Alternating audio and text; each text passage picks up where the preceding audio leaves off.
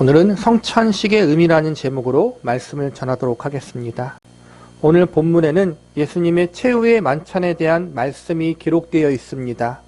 최후의 만찬이란 예수님이 십자가를 지시기 전날 밤 예수님의 제자들과 마지막 식사를 하셨던 때를 가리키는 것입니다. 날짜로 보자면 예수님이 금요일 낮 십자가에 달리셨으니 최후의 만찬은 목요일 저녁이나 밤으로 볼 수 있습니다.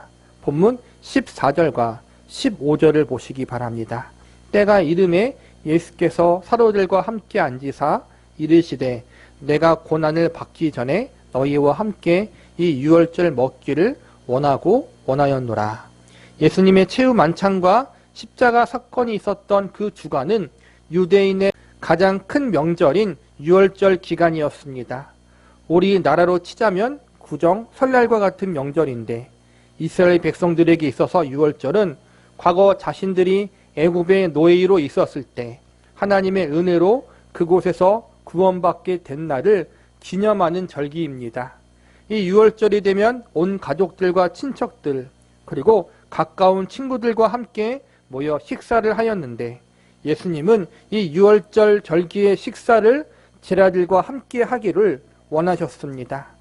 그래서 예수님은 큰 다락방에 제자들을 모두 부르시고 그들과 함께 유월절 식사를 하게 됩니다. 그런데 제자들과 함께하는 이 유월절 식사는 예수님이 십자가를 지시기 전 제자들과 함께 식사하는 마지막 순간이었습니다. 또한 예수님이 십자가에서 돌아가시기 전 살아서 먹는 마지막 식사이기도 했습니다.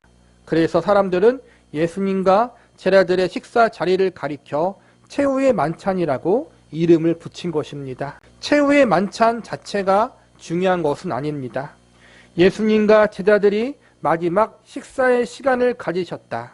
이 자체가 핵심적인 것이 아니라는 것입니다. 가장 중요한 것은 이 만찬의 시간대 예수님이 제자들에게 하신 말과 행동입니다. 예수님은 이 최후의 만찬 때 여러 특별한 말과 행동을 하십니다. 우선 요한복음을 보면 요한복음 13장에서 17장까지가 최후의 만찬에서 일어난 일들을 기록하고 있습니다. 여기서 보니까 제자들의 발을 씻기시며 섬김의 모범을 보여주십니다. 그리고 제자들을 위하여 하나님께 기도하며 제자들을 위로하시는 말씀이 나옵니다. 요한복음서의 특징은 다른 복음서에서보다 최후의 만찬에 있었던 일들을 상세하고 길게 기록하고 있지만 성찬식에 대한 내용은 나와 있지 않습니다.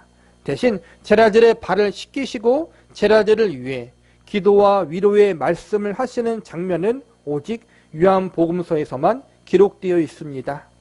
다음 마태복음, 마가복음, 누가복음에서는 짧게 예수님과 제자들의 마지막 식사의 모습을 기록하며 성찬식을 거행하는 장면에 대해서 기록하고 있습니다. 최후의 만찬 때 가장 중요한 부분이 바로 이 성찬식을 거행하는 장면이라고 할 수 있습니다. 오늘 본문인 누가복음 22장에서도 예수님이 제자들에게 성찬식을 베푸시는 장면이 나옵니다. 성찬식이 중요한 이유는 그것이 예수님이 직접 제정하신 예식이고 이 성찬식이 예수님이 이 땅에 오신 진정한 이유와 목적을 상징적으로 나타내고 있기 때문입니다. 오늘 설교 말씀이 끝난 후 성찬식이 있습니다. 성찬식을 하기 앞서서 오늘 말씀을 통해서 성찬식이란 무엇이며 성찬식이 갖고 있는 의미는 무엇인지 살펴보는 시간을 가져보도록 하겠습니다. 첫 번째로 성찬식이 무엇인지 살펴보도록 하겠습니다. 본문 19절을 보시기 바랍니다. 또 떡을 가져 감사기도 하시고 떼어 그들에게 주시며 이르시되 이것은 너희를 위하여 주는 내 몸이라 너희가 이를 행하여 나를 기념하라 하시고 여기서 보니까 예수님이 친히 이 성찬식을 행하시면서 이를 기념하라고 명령하고 계십니다. 기념하라고 말씀하신 것은 잊지 말고 기억하라는 것입니다. 무엇을 기억해야 합니까? 예수님이 우리를 위해서 행하신 일, 즉 십자가 상에서 인류의 모든 죄를 짊어지신 일을 기억하라는 것입니다. 성찬식 자체가 예수님이 십자가상에서 행하신 죄 용서함의 사역을 기억할 수 있도록 행한 상징적 예식입니다.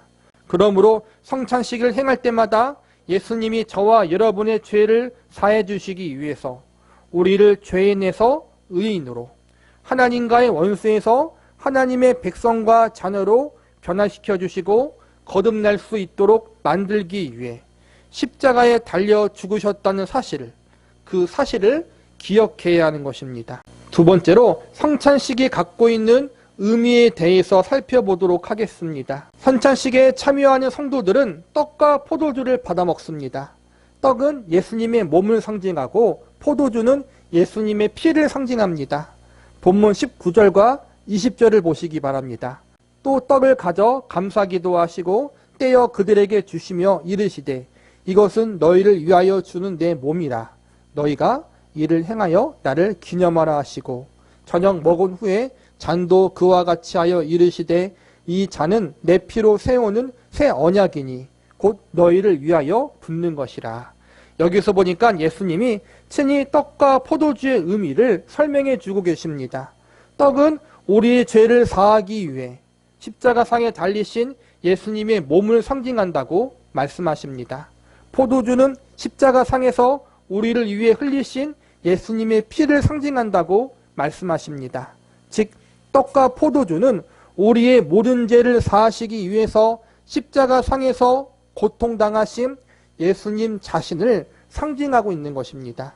십자가는 죄인들이 죽어야 하는 심판의 자리입니다.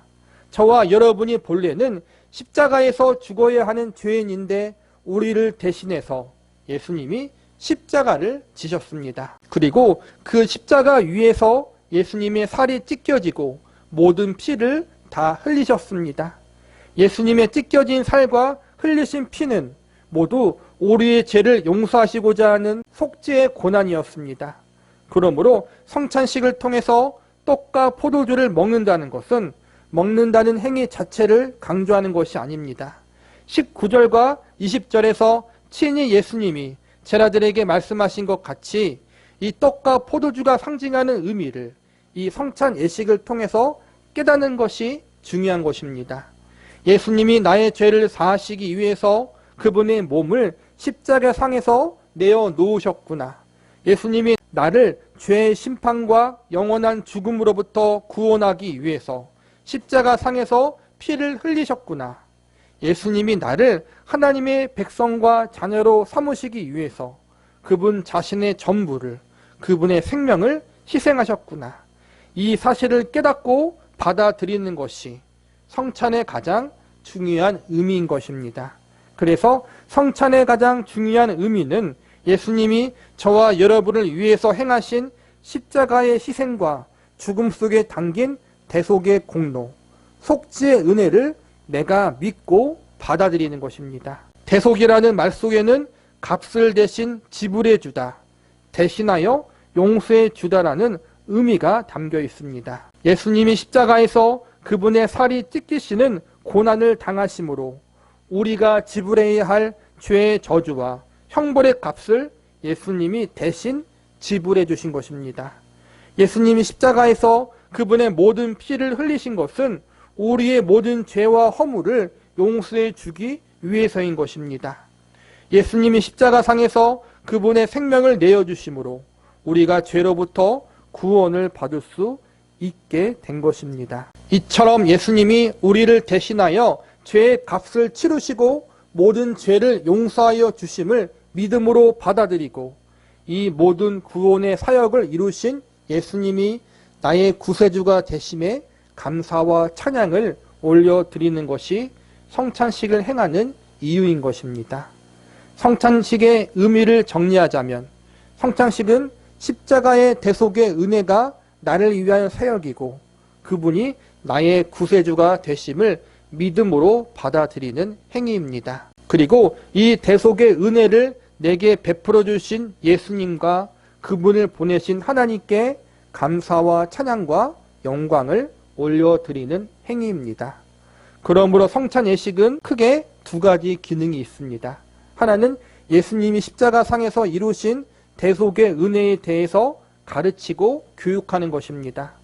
또 하나는 그것을 행하신 예수님과 하나님께 감사와 찬양과 영광을 올려드림으로 예배를 드리는 행위입니다. 성찬식은 예수님의 고난 속에 담긴 대속의 은혜를 상징하며 이를 가리키는 교육인 것입니다.